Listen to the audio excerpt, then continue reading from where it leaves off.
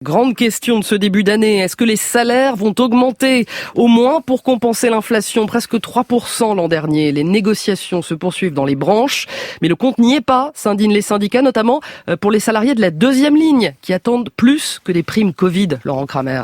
À l'exception de la restauration et de quelques secteurs comme l'hôtellerie de plein air, les paysagistes ou les remontées mécaniques, les négociations pour des augmentations générales restent au point mort dans les entreprises. Les salariés de l'agroalimentaire, de la grande distribution, de la propreté ou de la sécurité ont trouvé jusqu'ici porte close car au-delà du rattrapage du SMIC dans les conventions collectives, les négociations sont très difficiles pour ces salariés de deuxième ligne, constate Olivier Guivarch à la CFDT. Du côté des travailleurs essentiels qui n'ont jamais cessé le travail, ces salariés-là n'ont pas obtenu une hausse de pouvoir d'achat au-dessus de l'inflation ou au moins au niveau de l'inflation et donc ils ne voient pas du tout le fruit de leur travail, que ce soit dans le commerce alimentaire, dans la prévention sécurité, dans la propreté. Les organisations patronales, les employeurs ne prennent pas conscience qu'il va falloir faire un effort. On ne peut pas laisser des salariés avec des salaires qui décrochent de l'inflation, ça c'est pas possible. Avec près de 3% d'inflation l'an dernier, les augmentations annuelles se situent aujourd'hui entre 0,5